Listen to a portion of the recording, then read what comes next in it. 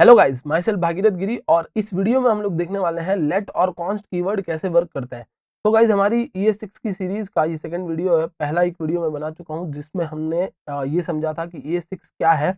और अगर आपने वो वीडियो नहीं देखा है तो मैं ऊपर आई बटन में उसका लिंक दे दूंगा, वो वीडियो देख लीजिए ताकि आपको क्लियर हो जाए कि ES6 क्या होता है और लेट और कॉन्स्ट कीवर्ड कैसे वर्क करते हैं। ये मैं डेडिकेटेड इस वीडियो में आपको समझाने वाला हूँ। तो चलिए गाइज, अगर आपने पहले से जावास्क्रिप्ट सीख रखी है तो आपको अच्छे से आइडिया है कि जावास्क्रिप्ट में वेरिएबल डिक्लेयर करने के लिए हम लोग वेर कीवर्ड का यूज करते हैं। ये ES5 तक किया जाता था और ES6 में भी ये अलाउड है, अभी भी आप कर सकते हो। बट दो नए मेथड्स और आ चुके हैं। जो हमारा पहला है वो है कॉन्स्ट कीवर्ड, यानी कॉन्स्ट की मदद से वेरिएबल डिक्लेयर कीजिए या फिर लेट की मदद से वेरिएबल डिक्लेयर कीजिए। तो ये दोनों वेरिएबल डिक्लेरेशन के लिए ही बने हुए हैं, बट इनका जो पर्पस है, इनकी जो वर्किंग है वो अलग अलग है। तो चलिए देखते हैं इनकी वर्किंग। वेर जो है, तो गाइज वेर आपने पहले भी यूज कर रखा है, फिर भी मैं एक बार रिवाइज करवा देता हूँ। वेर ऐसे वेरिएबल्स को बनाने के लिए काम आता है जिनको आप रीअसाइन कर सको। यानी आपने अगर ए में वैल्यू डाली 5 और फिर बाद में वैल्यू डालना चाहते हो 6, फिर बाद में वैल्यू डालना चाहते हो 7, सो वो एक्चुअली वेरिएबल्स होते हैं। वो जो आप मेमोरी रिजर्व करते हो रैम पर, वो एक्चुअली क्या होते हैं, वेरिएबल्स होते हैं। आप उन पर वैल्यूज को वेरी कर सकते हो, चेंज कर सकते हो, इसीलिए उनको वेरिएबल्स कहा जाता है। और ये जो वेरिएबल्स बनते हैं वो ग्लोबली एक्सेसिबल होते हैं, यानी पूरे पेज में आप कहीं भी एक्सेस कर सकते हो अगर आपने इसको ग्लोबली बनाया है तो। वेर एज लेट जो कीवर्ड है वो बनाया जाता है, वो यूज किया जाता है same as it is var keyword की जगह।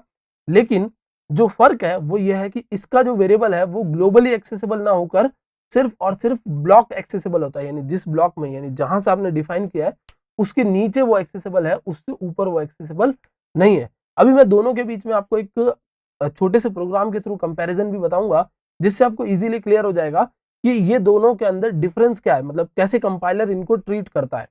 और सबसे लास्ट में जो हमारा है वो है कॉन्स्ट कीवर्ड। तो गाइज कॉन्स्ट जो है उसका काम ये है कि ऐसे वेरिएबल्स, या मैं कहूं ऐसी मेमोरी लोकेशन रिजर्व करना, ऐसे कुछ वेरिएबल्स बनाना जिनकी वैल्यू कभी भी चेंज नहीं की जा सकती। अगर एक बार असाइन कर दी गई तो वो हमेशा वही रहेगी। जैसे सपोज मैंने हमारी कंपनी का एक वेरिएबल बनाया और कंपनी का नाम असाइन कर दिया WS क्यूब टेक, तो वो वैल्यू हम कभी भी चेंज नहीं करने वाले, इसीलिए उसको कॉन्स्ट से बनाया जाता है। तो हम लोग इन तीनों को एक एक करके यूज करके देखेंगे। तो चलिए सीधा ब्राउजर पर चलते हैं और मैं सीधा क्या करने वाला हूँ, यहाँ से JSBin करके एक वेबसाइट है उस पर जाने वाला हूँ। JSBin एक ऑनलाइन कंपाइलर है जावास्क्रिप्ट बिन के लिए। सो JSBin.com आप इस पर क्लिक करोगे तो जावास्क्रिप्ट का एक कंपाइलर आपके सामने खुल जाएगा। क्योंकि अभी हम लोग कोई फाइल्स पे वर्क नहीं कर रहे हैं, इसलिए मैं फाइल्स नहीं बना रहा हूँ। हम सीधा क्या करेंगे, इसी पर सारा के सारा टेस्ट करके देखेंगे। और यहाँ पर HTML, CSS, जावास्क्रिप्ट, कंसोल और आउटपुट, इस तरीके से टैब्स बने हुए हैं। हमें अभी HTML की जरूरत नहीं है, हमें सिर्फ किसकी जरूरत है, जावास्क्रिप्ट की और कंसोल की। ओके, तो आउटपुट को भी मैं बंद कर देता हूँ। तो ये टॉगल बटन्स हैं, इनसे आप वो टैब खोल या बंद कर सकते हो। सो आप देख सकते हो मैंने यहाँ पर जावास्क्रिप्ट का टैब खोल रखा है और कंसोल खोल रखा है। जावास्क्रिप्ट बिन यानी JSBin वेबसाइट आपको क्या करती है, यहीं पर स्टैटिक चेकिंग भी करती है। मतलब जब आप टाइप करो तो साथ साथ में चेक भी करती जाती है कि आपके कोड में कोई एरर तो नहीं है। तो चलिए सबसे पहले एक वेरिएबल बनाता हूँ, वेरिएबल नेम, और उसमें मैं असाइन कर देता हूँ एक वैल्यू। तो मैंने एक असाइन कर दी value WS cube tech. Okay, तो ये वैल्यू मैंने असाइन कर दी और मैं अगर इसको कंसोल में लॉग करवा के देखना चाहता हूँ तो console.log, और यहाँ पर हम लोग कर देते हैं नेम। console.log नेम हो गया और आपको सिंपली क्या करना है, यहाँ पर कंसोल में आकर रन कर देना है। तो आप देख सकते हो यहाँ पर आ गया वेरिएबल में WS क्यूब टेक। अब अगर आप इस नाम को चेंज भी करना चाहते हो सपोज, और चेंज करके कुछ और रखना चाहते हो, जैसे मैंने सपोज रख दिया यहाँ पर वाई, जस्ट एक टेस्टिंग पर्पस के लिए मैंने वाई रखा है। तो आप देखोगे कि यहाँ पर क्लियर करके मैंने रन किया तो जो नई वैल्यू है वो क्या असाइन हो चुकी है, वाई असाइन हो चुकी है। और अगर मैं ये कंसोल लॉग के बाद करता हूँ, सपोज मैंने यहाँ पर नेम के अंदर मेरा ही नाम असाइन कर दिया और ये मैंने अगर कंसोल लॉग के बाद किया है, तो इससे क्या होने वाला है, मैं वापस जब कंसोल लॉग करूंगा तो जो मेरे नेम वाला वेरिएबल है उसकी वैल्यू अपडेट हो चुकी होगी। तो सबसे पहले दिखेगा WS क्यूब, फिर दिखेगा मेरा नाम। चलिए अब क्या करते हैं हम लोग, सिंपली इसको चेंज करके वेर कीवर्ड को यहाँ से मैं कमेंट कर देता हूँ और मैं यूज करता हूँ लेट का। तो इधर मैं लगा देता हूँ लेट। ओके, तो ये हो गया लेट, ठीक है। और अब हमने क्या किया, वेर हटा देते हैं। एक्चुअली यहाँ पर वेर की जगह लेट आना था, मैंने नेम की जगह कर दिया, तो फिर से चेंज कर लेते हैं। चलिए वेर की जगह let, let name is equal to WS cube. तो मैंने WS क्यूब असाइन किया और फिर मैं इसको नेम को रीअसाइन कर रहा हूं। तो देखिए आप क्लियर करके मैं यहाँ रन करूंगा तो same as it is output आ रहा है। लेकिन अब डिफरेंस क्या है वो आपको समझना है वेयर और लेट के बीच में। तो देखिए मैं क्या करता हूं, मैंने यहाँ WS³ असाइन किया हुआ है, इसको रख देता हूं, ये हटा दिया, और ये जो कंसोल लॉग है उसको मैं यहाँ ऊपर यूज करता हूँ सेम एज इट इज। मैं आपको वेयर में भी करके दिखाऊंगा।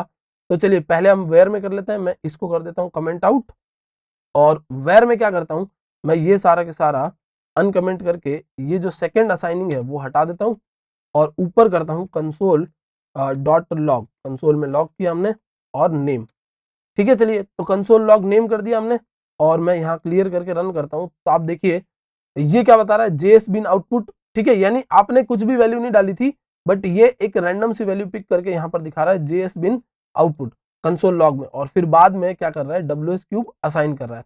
वेयरएज़ अगर यही चीज हम लोग ट्राई करते हैं हमारे लेट कीवर्ड के साथ, तो ये कैसे वर्क करेगा ये समझना आपको। तो देखिए रन किया मैंने, और ये बोल रहा है reference error, name can not be access before initialisation.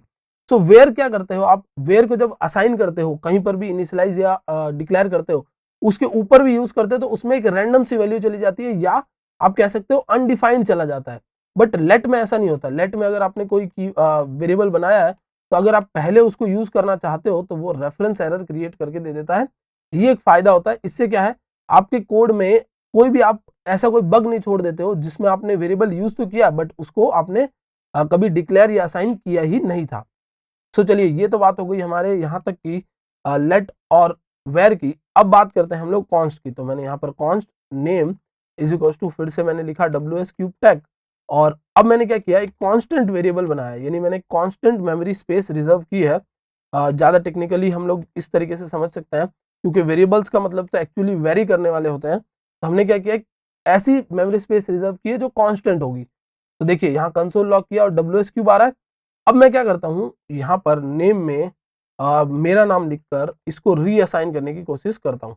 मैंने अपना नाम लिखा और रीअसाइन करने की अगर मैं कोशिश करूंगा तो आप देख पाओगे, यहाँ पर फिर से मैं कर देता हूँ कंसोल में लॉग, और कंसोल डॉट लॉग नेम को मैं फिर से यहाँ पर लाना चाहता हूँ।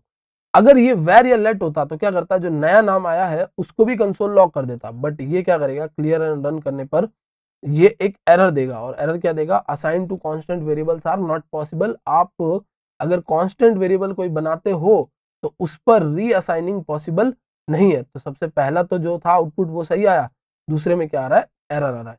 तो एक बार मैं क्विक रिवीजन दे देता हूँ गाइज आपको। वेर और लेट सेम तरीके से काम करते हैं, बस उनके जो स्कोप प्रोवाइड करने का तरीका होता है वो बस डिफरेंट होता है।